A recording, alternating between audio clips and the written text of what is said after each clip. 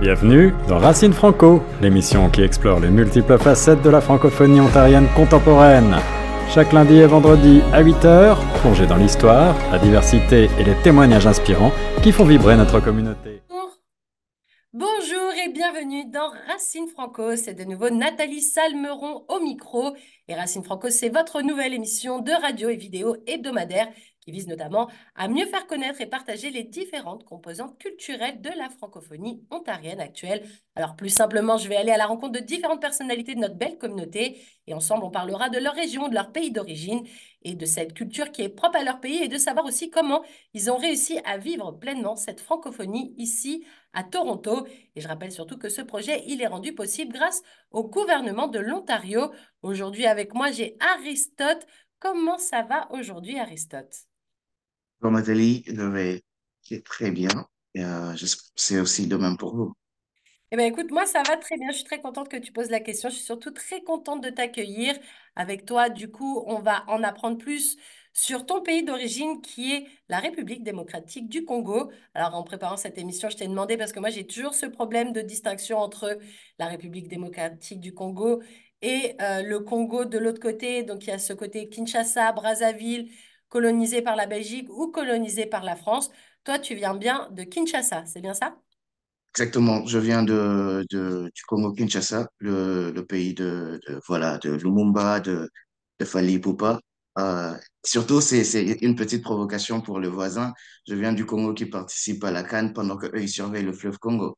C'est marrant, c'est ça justement. Bah justement, avant qu'on rentre un peu plus dans le cœur de cette interview, est-ce que tu peux te présenter en quelques mots, Aristote? Voilà, pour nos auditeurs, je suis Aristote Montpouillat. Je suis étudiant à l'Université de l'Ontario français. Voilà, je suis d'origine congolaise, du Congo-Kinshasa, et je vis à Toronto depuis bientôt, bon, ça fait déjà 2 ans, c'est ma 13e année maintenant, et je suis présentement voilà, dans la région de Scarborough. Et qu'est-ce que tu penses avoir ramené dans ton sac à dos ou dans ta valise en arrivant depuis le Congo ici à Toronto? Est-ce qu'il y a des choses qui font ta culture congolaise que tu as ramené avec toi ici? La bouffe? Oui, la cuisine congolaise qui est, désolé, mais qui est un peu meilleure que la cuisine canadienne, si bien sûr il existe d'ailleurs une cuisine canadienne. Au-delà de ça, il y a la musique et surtout ma foi. Ma foi. Et de quoi tu es le plus nostalgique par rapport à ton pays? Qu'est-ce qui te rappelle des trucs et tu te dis, ah ouais, j'avoue de ça, je suis un petit peu nostalgique quand même. Je dirais pas la ville en soi, dans le sens voilà, la planification urbanistique. Je dirais plutôt les personnes, la chaleur de la ville, la communauté, la collectivité typique de l'Afrique et surtout de ma ville d'où je viens parce que je viens directement de Kinshasa. Chose qui n'est pas forcément ici à Toronto. Je trouve que les gens sont un peu plus solitaires, un peu plus dans leurs bottes, un peu plus dans leur coin. Et justement, parle-nous un peu de ta communauté ici. Est-ce que tu as pu connecter avec d'autres personnes qui, comme toi, viennent de Kinshasa, du Congo en général, ou enfin de la République démocratique du Congo, j'aurais plutôt le dire comme ça, ou alors tu as un peu du mal justement à connecter avec ta communauté? Voilà, donc, il y a tout à l'heure, je parlais de ma foi. C'est quelque chose qui m'a vraiment aidé à me connecter avec les gens de ma communauté par le biais de mon église. Et aussi, il y a eu mon université qui a joué un très grand rôle. C'est pratiquement un troisième chez moi, après mon église. Et ça m'a permis de rencontrer voilà, certaines personnes, certains jeunes qui étaient dans la même situation, dans le même contexte que moi, et même des personnes qui avaient plus d'expérience étant venues avant nous dans ces pays. Quand tu dis nous, toi, t'es venu en famille, t'es venu tout seul. Explique-nous un petit peu quels ont été comment ça s'est passé en fait ton arrivée ici à Toronto. Ok, alors moi je suis ici, je suis arrivé avec mon grand frère. Ce qui se passe, c'est qu'on a fini nos études secondaires ensemble. Mais après, il y a eu cette envie d'aller tenter l'expérience ailleurs et de découvrir un peu le monde par le voyage. Et le Canada m'a toujours intéressé, alors ce qui fait qu'on a fait nos démarches ensemble. Et bon, fort heureusement, je vais le dire ainsi, lui, il est venu avant moi et je suis arrivé après. Et voilà, je suis avec mon confrère actuellement. Et justement, est-ce que ton parcours d'intégration, il a été un peu facilité parce que justement, il y avait ton frère ou il y a pas mal de choses que tu as voulu faire un peu de ton côté pour être un peu plus autonome et un peu plus indépendant justement dans ton intégration ici? Facile, je dirais pas que ça a été facile parce que, voilà, il m'a dévancé que de 15 jours. Ah C'était pas une oui, affaire d'une d'accord. J'ai année. cru qu'il était Non, arrivé avant toi au moins un an. J'allais dire peut-être que ça non, t'a permis d'ouvrir certaines portes. non, pas du tout. De plus, quand lui, il est arrivé, il était au Québec parce Et qu'il avait une admission pour l'Université Laval, alors que moi, je suis directement arrivé, pour l'Université de l'Ontario français.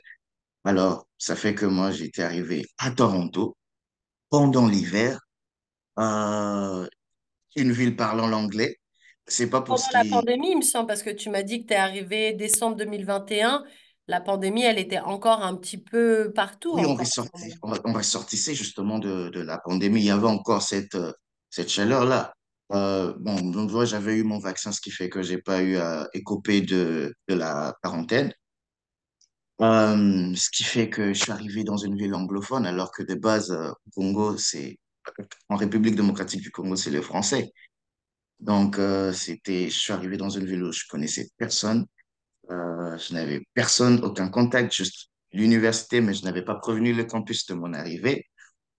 Ce qui fait que c'était un peu compliqué, mais après, tout de suite, voilà, par la grâce de Dieu, j'ai eu de bons contacts, de bonnes connexions et ça, de fil à aiguille, je me suis intégré. Et Aristote, selon toi, ça a été quoi les principaux défis auxquels tu as été confronté et comment tu as pu les surmonter justement?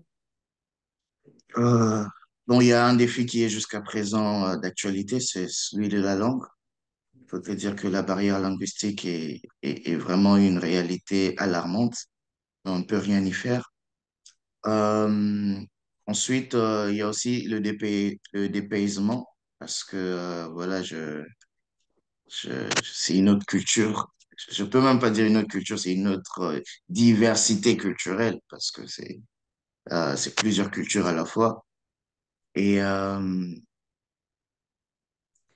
le fait aussi d'être international, étudiant international, je crois que c'est aussi une autre réalité que d'être résident ou citoyen dans ce pays. Donc, c'est vraiment une panoplie de difficultés. Deux fois, je pourrais oublier quelques-unes, mais voilà, le principal, ce sont ceux-là. La langue et le nouveau. Et tu disais, toi, parmi les trucs qui t'ont permis de connecter à ta communauté ou à des communautés francophones, peut-être un peu plus de manière générale, c'était ton église. Mais est-ce qu'il y a d'autres programmes ou organismes qui existent qui ont peut-être un peu facilité ton intégration? Est-ce que bah, tu as participé à des clubs peut-être via ton université ou est-ce que tu t'es rendu dans certains organismes connus comme par exemple le Centre francophone du Grand Toronto? Est-ce que tu as eu recours à ces organismes où vraiment uniquement ton Église a été la main tendue vers la connexion vers d'autres communautés francophones? Je ne dirais pas que mon église, mais surtout mon université. Je n'ai pas vraiment eu à avoir recours au service du Centre francophone du Grand Toronto.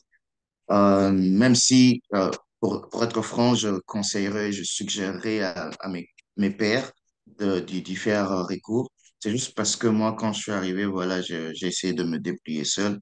Et voilà, avec mon église et mon université, ça faisait une base solide pour se faire de connaissances qui pouvaient m'aider à trouver du logement, à avoir un peu de repères où faire des achats, où faire des courses, comment ça marche, m'aider un peu dans l'intégration. Donc, et il y a eu aussi des organismes avec lesquels je suis entré en contact à cause voilà, de mon programme.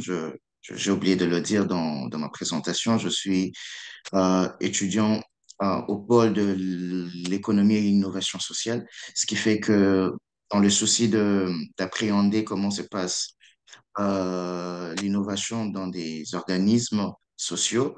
On est entré en contact avec quelques organismes comme Passerelle ID, Choc FM d'ailleurs.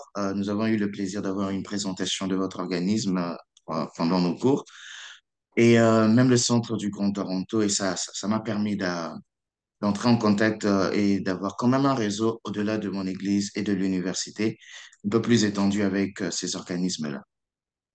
Et comment t'en as entendu parler du fait que justement l'église, ça pouvait être une bonne porte d'entrée justement pour se connecter à la communauté? Est-ce que tu as juste été à la première église de ton quartier ou alors tu t'es un petit peu renseigné sur les différentes églises, les différents pasteurs, prêtres? Je ne sais pas trop comment ça fonctionne, mais en tout cas, est-ce que tu t'es renseigné à ce niveau-là ou c'était juste, tu t'es rendu à l'église de ton quartier et tu as vu ce que ça donnait? Je sais pas si ça serait approprié de parler de la débat, de comment j'ai essayé de m'en sortir, mais c'est que voilà, j'ai eu à prier et après, je vivais chez quelqu'un qui m'a orienté vers son église et en allant, j'ai vu ce que j'avais demandé à Dieu comme signe et j'ai compris que j'étais à la bonne place. Et justement, est-ce que euh, aller vers des organismes, tu penses que c'est peut-être plus facile d'accès pour tout le monde parce que l'Église, c'est forcément encore une communauté dans la communauté parce que forcément, on n'a pas tous la même religion. Euh, Exactement. et du coup, des fois, c'est peut-être un peu difficile de connecter via ça.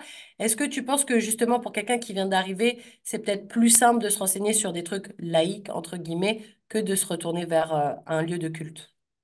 Oui, voilà pourquoi je l'ai dit à un moment voilà, de mon propos. Je l'ai dit que je suggérerais à mes pairs, c'est-à-dire à ceux qui voilà, viennent d'entrer et ont ces défis-là dans leur intégration, de faire recours à ces organismes dits laïques, comme voilà, le Centre francophone du Grand Toronto, la passerelle ID.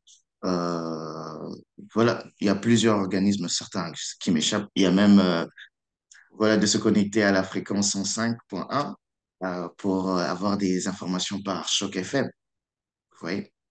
Effectivement, c'est bien. Tu as bien pris le pli de notifier notre fréquence.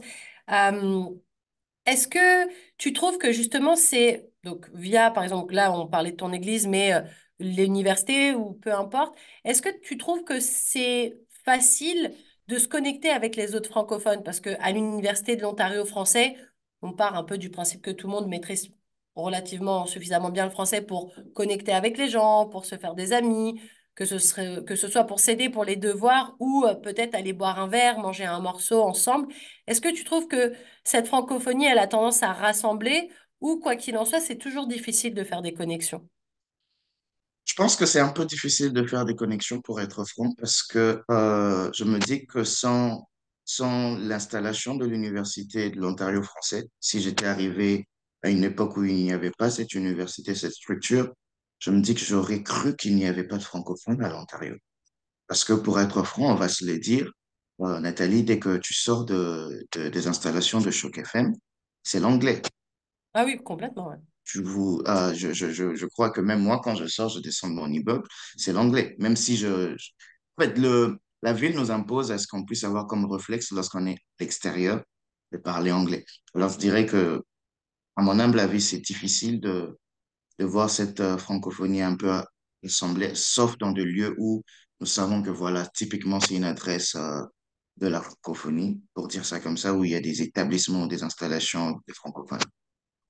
Et est-ce que tu penses, selon toi, que justement mettre en avant ces racines culturelles, montrer que la francophonie, c'est une palette de plein d'endroits, de plein de gens différents, c'est important justement pour, bah, d'une, montrer que cette diversité culturelle, elle existe, parce qu'on a tendance à l'oublier. Le Canada, c'est un pays bilingue, majoritairement anglophone pour la plupart, mais il y a quand même cette francophonie qui lutte et qui se bat pour exister et pour montrer qu'elle existe justement. Mais est-ce que tu penses que voilà, mettre en avant toutes ces diverses culture francophone, ça permet justement de se battre un petit peu et de lutter contre les discriminations au quotidien. Oui, je pense que c'est nécessaire parce que Nathalie, vois-tu, si tu ne m'avais pas dit ton prénom, bah, j'aurais dit elle. Vous voyez, la culture, c'est l'identité de la personne. Deux fois l'autre n'a pas envie de te discriminer, mais s'il ne te connaît pas, bah, ce sera difficile pour la personne de te compter. Alors moi, je me dis que c'est une question de faire entendre sa voix, de faire entendre notre existence. Nous sommes bel et bien présents à Toronto. Nous existons et je pense que, voilà, chercher à entrer en contact avec d'autres cultures, francophone et marquer notre présence est l'un des moyens efficaces pour faire entendre notre voix. Une Je merveille. partage cela. Merci. Alors, on va passer à la deuxième partie un petit peu de cette interview. On va passer au moment un peu plus quiz, comme j'aime bien l'appeler. Je vais te poser pas mal de questions par rapport à ton pays d'origine et il Ok. faut que tu me dises un peu ce qui te vient en premier dans la tête. Il faut que ce soit spontané. OK? Quel est, Ok. selon toi, l'acteur ou l'actrice la plus connue dans ton pays? Il faudrait préciser cinématographique, Acteur ou actrice, ça peut être soit de cinéma, soit de théâtre. Les deux se rejoignent. Des fois, les uns font les autres. Donc, cinéma ça ou dépend. théâtre. Cinéma ou théâtre. Bon, il y a quelqu'un qui me vient en tête actuellement, c'est un humoriste. Bon, actuellement, il a plus de visibilité, c'est Herman Amissi, voilà, qui fait un très bon travail. Ok. Dans le monde de la musique maintenant, quelle est pour toi la chanteuse ou le chanteur culte de ton pays? Malgré moi, c'est pas mon préféré parce que il fait pas le type ou le genre de musique que j'écoute, mais c'est Fally Ipupa. Qui est C'est mondialement connu, d'ailleurs, qui a mondialement chaque fois connu. qu'il fait des Même vous, concerts. vous le connaissez. Moi, je connais parce que personnellement, j'apprécie. Je l'ai vu à Paris. Et je sais que récemment, il a fait un concert, enfin une série de concerts en France. Et les gens se battaient quoi, pour avoir des tickets, tellement c'était le moment, tout le monde voulait le voir. Je me rappelle de scènes incroyables en sortie de concert où les gens continuaient à chanter dans le métro, sur les quais des trains et tout, parce qu'il y a la ferveur du truc. Et du coup, ouais, Fally Ipupa, méga star mondiale, je dirais Non, même. faudrait le reconnaître. C'est un digne fils du pays qui fait l'honneur voilà, de la culture et qui fait connaître la patrie un peu au-delà de frontières. En tout cas, coup de chapeau à lui, félicitations pour le travail qu'il fait et il nous honore.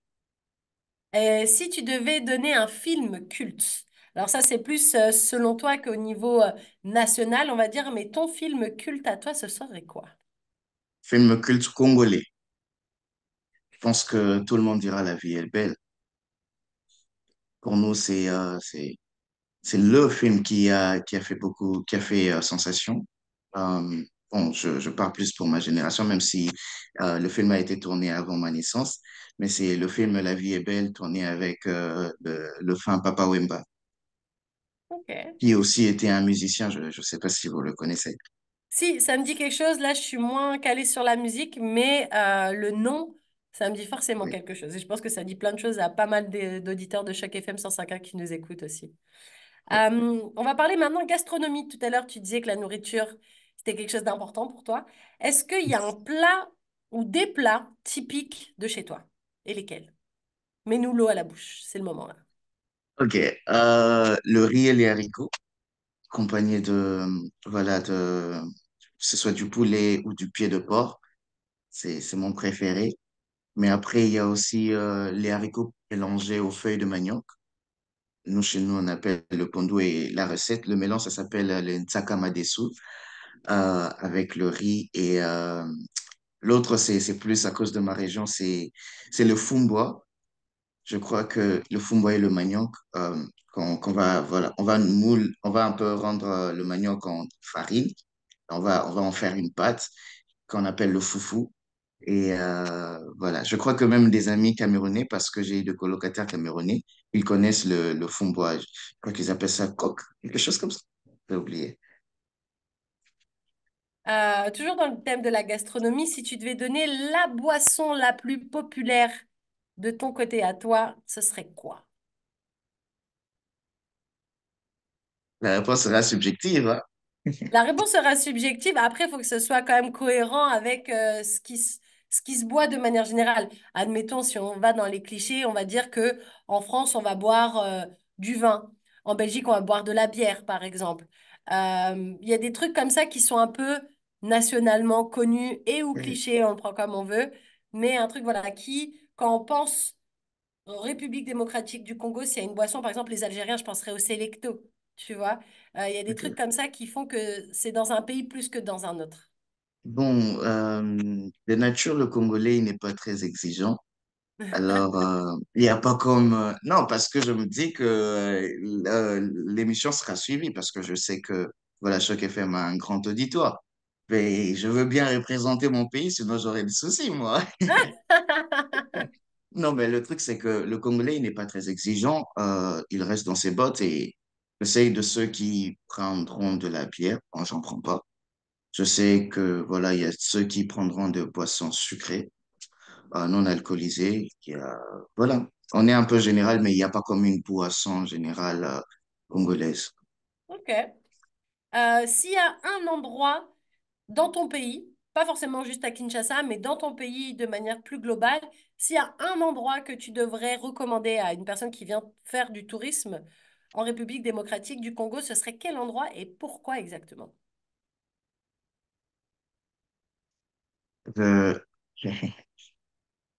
Alors, j'ai fait un tour avant de venir à Toronto. J'ai fait un tour à Kisangani et j'étais choqué parce que je trouvais que la ville avait des potentiels énormes.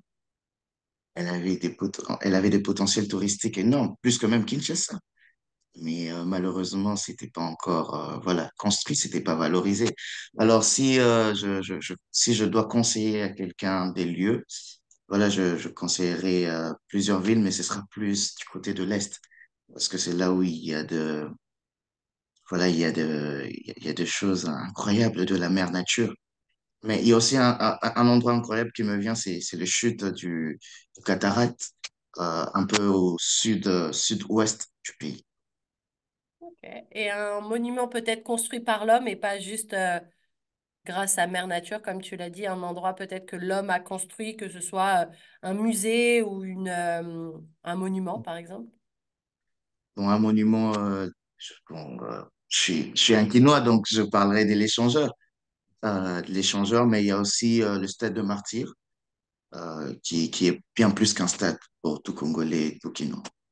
Alors justement, je rebondis sur le côté stade, on va parler sport. Ce serait quoi le sport le plus connu et ou le plus pratiqué en République démocratique du Congo? Le sport roi, le football, Ah, j'étais sûre. le soccer. Voilà pourquoi j'ai commencé l'émission en taquinant un peu le voisin du Brazza, en disant qu'ils doivent bien surveiller le fleuve Congo pendant que nous sommes à la CAN. Et toi, c'est un sport que tu pratiques personnellement?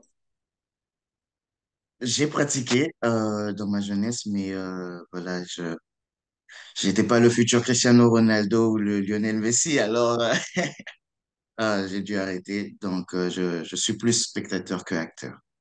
Ok. Est-ce qu'il y aurait une expression typique, quelque chose de très populaire dans la culture qui s'est intégré vraiment, une expression très propre à la République démocratique du Congo? Il y en a plusieurs. Allez, donne-en Il y nous en a plusieurs alors. plusieurs. Il y en a plusieurs. Il y en a plusieurs. Euh, bon, c'est aussi plus lingala. Je sais pas si vous allez comprendre. Ouais, non, non, nous, ça nous va justement. Dans une de mes questions, tu m'as un peu devancé, mais on parlera dialecte justement. OK.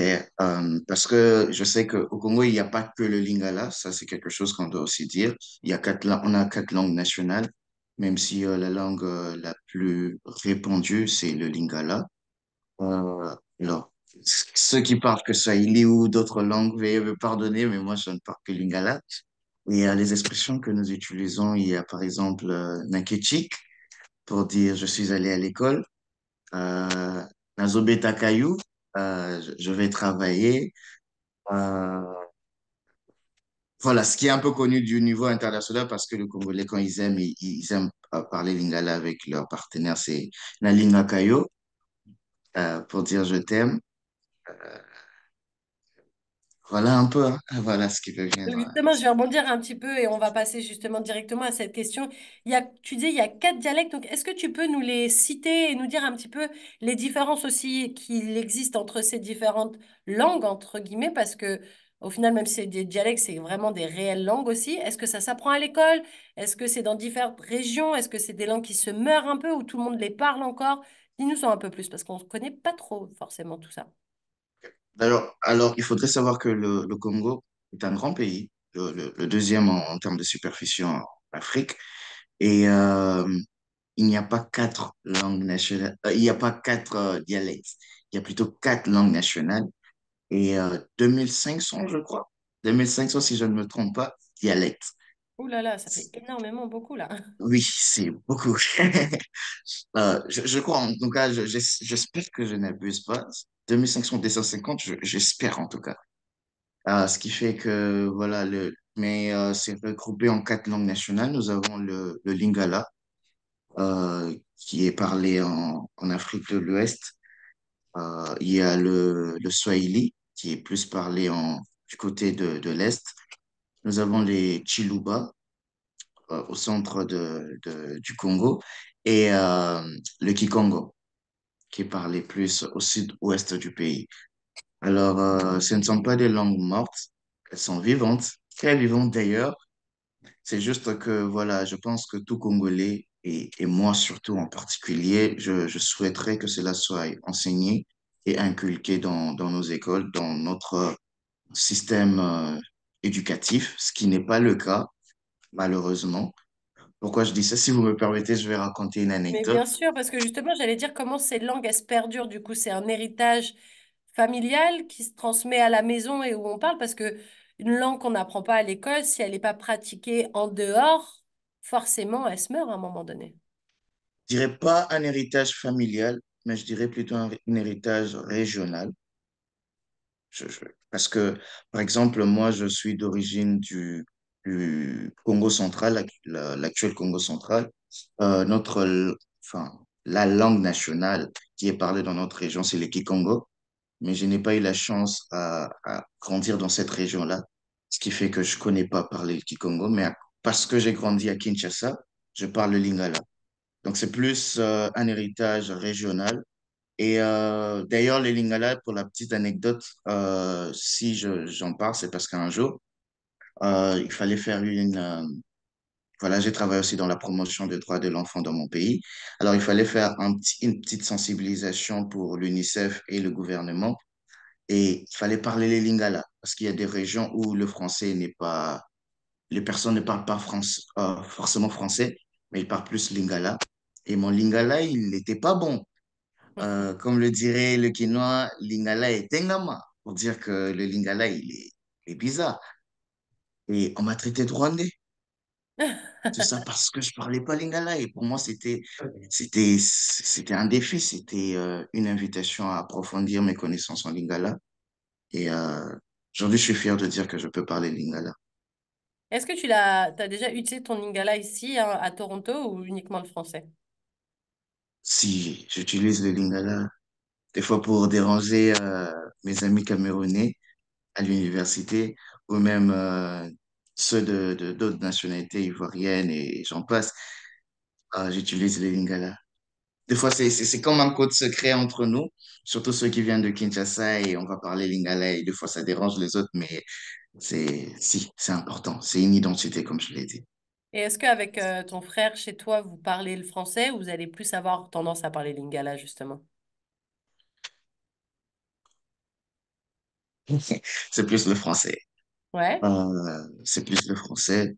Mais après, bon, après, le Lingala aussi, c'est une réalité. Permettez-moi de l'expliquer. Le Lingala aussi, comme je l'ai dit, il y a plusieurs dialectes. C'est parce que selon la langue subit des différenciations après les régions. Le Lingala de l'Équateur, la province typique même d'où vient le Lingala, est différent du Lingala parlé à Kinshasa. Le Lingala d'un Quinois, il aura tendance à être plus, avoir plus de mots français. Vous voyez? On parle même pas vraiment le Lingala, ce qui fait que même avec mon frère, c'est vrai, on parle français, mais il y aura aussi des mots Lingala. Un peu Mais c'est mélangé, quoi. exactement, majoritairement, c'est le français. Alors, une question un peu piquante, quoique j'aime pas dire piquante parce qu'en soi, il n'y a rien de méchant derrière, mais est-ce qu'il y a des stéréotypes, des clichés sur les gens qui habitent la République démocratique du Congo? Oui, C'est oui, il y en a lesquels? plein. Bon, je vais essayer de toucher à tout, hein, même si j'avoue que C'est mieux de frapper certaines, sur tout le monde, comme ça, tout le monde en prend pour son grade. oui, parce qu'il faudrait dire aussi que j'ai pas vécu toutes ces réalités, mais j'en ai entendu parler. L'une des réalités alarmantes, c'est qu'on croit que tout Congolais dans son parler. J'avoue que c'est un peu vrai. On remplace le U par le I. Ce qui n'est pas vrai, parce que j'en connais quand ils parlent, ils ont une diction plutôt correcte. Alors, l'autre cliché, c'est que je pense que tout Congolais, c'est un coureur de jupons ou un aventurier. Ça, je pense que vous avez entendu parler de ça. C'est un Moi, j'en ai un trompeur. autre en tête, mais j'attends de voir si tu le mentionnes. Le truc, c'est nous sommes ambianceurs. Ambianceurs, je pense que je l'ai dit bien. Ouais, ouais, c'est ça. Euh, euh, nous aimons, c'est vrai, nous aimons de la musique, tout ça, mais il y a de ça aussi qui sont plus intellectuels. Euh, bon, la musique aussi, c'est aussi intellectuel, hein, je ne néglige pas cela. Euh, quel Moi, autre? j'entends beaucoup que les Congolais, c'est des sapeurs. Est-ce que tu valides et est-ce que tu peux expliquer surtout c'est quoi être un sapeur? Parce que tout le monde ne sait pas forcément ce que c'est.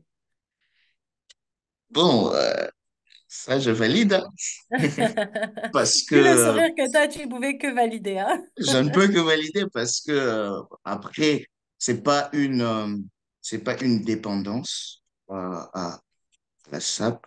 En fait, la sapologie, c'est juste l'art de bien s'habiller, de bien se présenter, de manifester en fait une bonne prestation.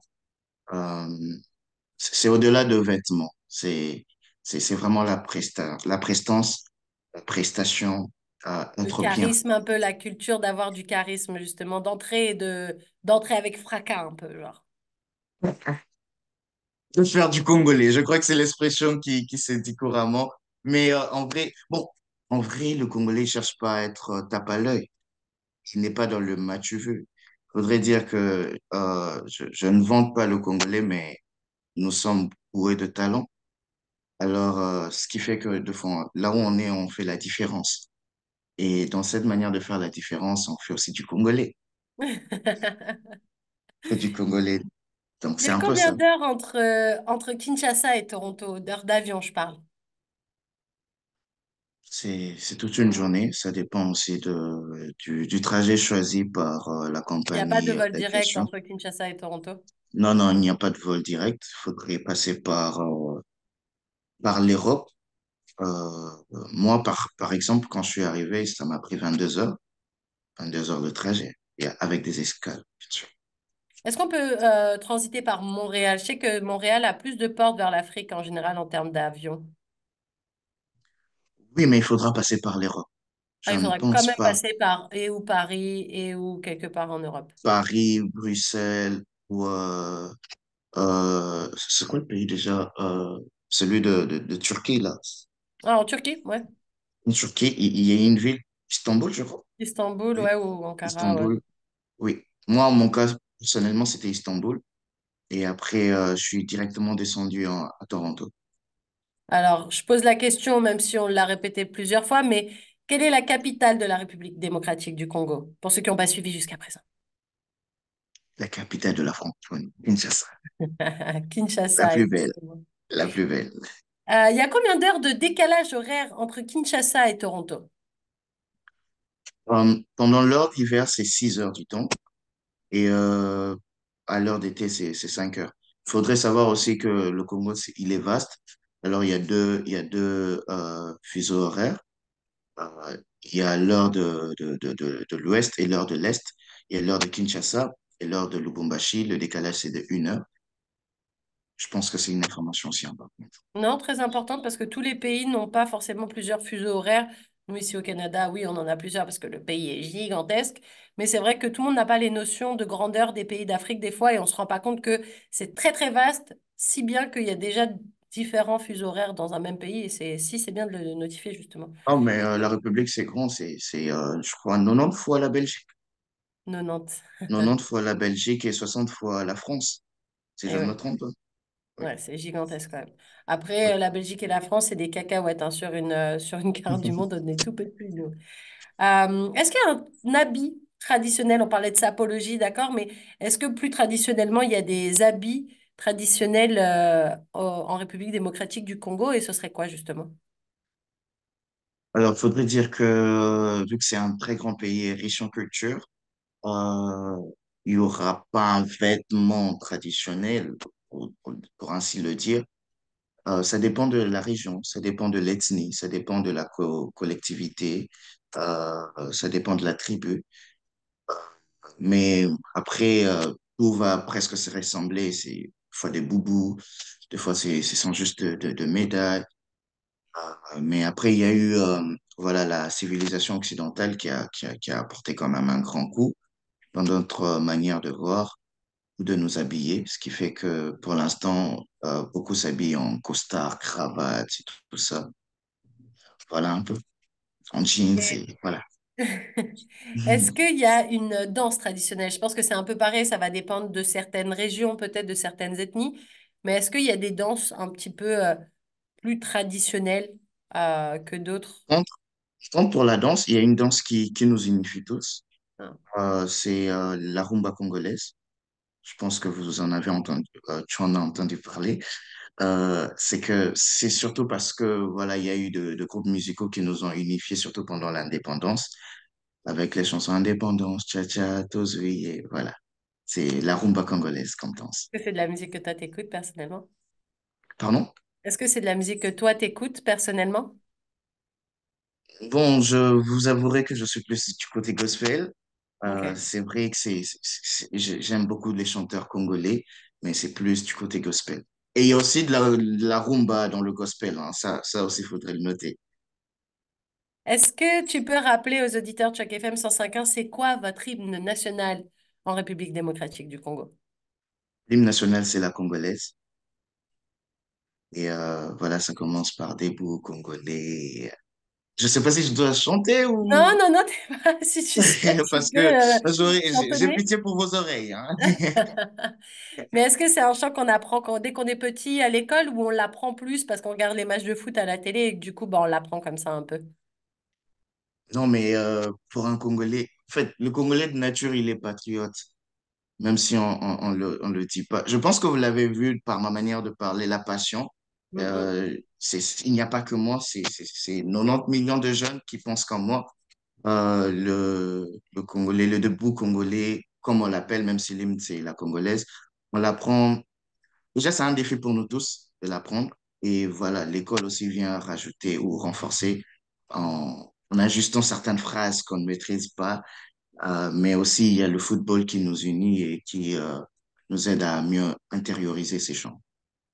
Et avant de se quitter, Aristote, est-ce que tu peux nous rappeler quelles sont les couleurs de votre beau drapeau? Comment oublier? Le bleu, le rouge et le jaune. Et est-ce que tu sais pourquoi il y a ces couleurs ou pas du tout? Si. Je prie juste que mon professeur de civisme ne puisse pas m'écouter parce que On si lui je fais enverra ta erreur, manière si tu te trompes, t'inquiète pas. alors le bleu symbolise la paix. J'espère que je ne me trompe pas, Seigneur. Le jaune, c'est l'unité, la richesse. Et le rouge, c'est le martyr. Parce que mon pays est aussi caractérisé par son histoire. Ok. Et avant de se quitter pour de bon, Aristote, est-ce que tu aurais d'autres choses qu'on n'a pas abordées pendant cette interview à dire, à confier aux auditeurs de Choc FM 105.1? Ah, quelque chose à dire, c'est que je vais profiter pour passer un message, quelque chose qui se vit quand même au Congo et qui n'est pas souvent dit, qui n'est pas souvent médiatisé. Et je saisis l'opportunité pour le faire entendre. Il y a un génocide, pour le dire comme ça, qui sévit dans mon pays, précisément à l'est du Congo. Un génocide silencieux, non médiatisé, pour des raisons que nous ignorons, qui sévit à l'est du pays, juste à cause de la richesse du sous-sol de mon pays. Faudrait dire que c'est le pays potentiellement le plus riche du monde à cause de son sous-sol. Et à cause de cette richesse, beaucoup de personnes malveillantes en veulent à mon pays. Ils tuent nos mères, nos pères, mes frères, tout juste pour vouloir occuper ces territoires-là. Et je prie qu'un jour que cela pourrait s'arrêter et que le Congolais pourra un jour presser son front, comme l'hymne le dit, pour, euh, pour voilà, vivre réellement cette richesse que gorge notre pays et connaître ces développements de tout homme et de tout l'homme. Bah, écoutez, sur ce beau message de paix, en tout cas, qu'on va se quitter. Merci beaucoup, Aristote Mampouya, d'avoir été avec nous aujourd'hui pour nous faire un peu plus découvrir cette belle communauté congolaise du côté Kinshasa. On l'a bien Le compris, meilleur. depuis que c'est 90, donc on sent la petite touche belge qu'on adore. En tout cas, merci d'avoir partagé avec nous un petit peu de ton histoire. C'était Nathalie Salmeron dans Racine Franco. Et je rappelle que ce projet, il est rendu possible grâce au gouvernement de l'Ontario. Merci, Aristote. Merci beaucoup, Nathalie. Ce projet est rendu possible grâce au gouvernement de l'Ontario.